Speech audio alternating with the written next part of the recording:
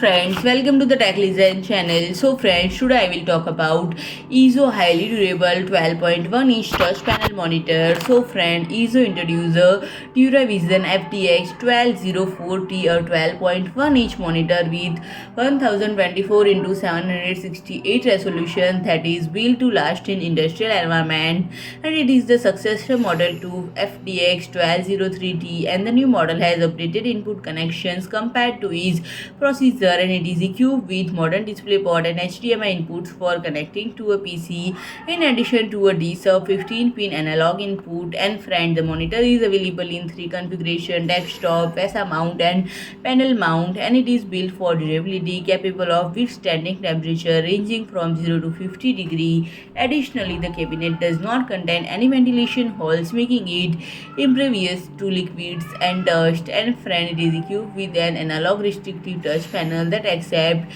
touch input with without gloves, as well as from stylus, and the panel is also resistant to dust and water compared to other touch technology for increased durability. And friend, the brightness is up to 390 cadmium per meter square.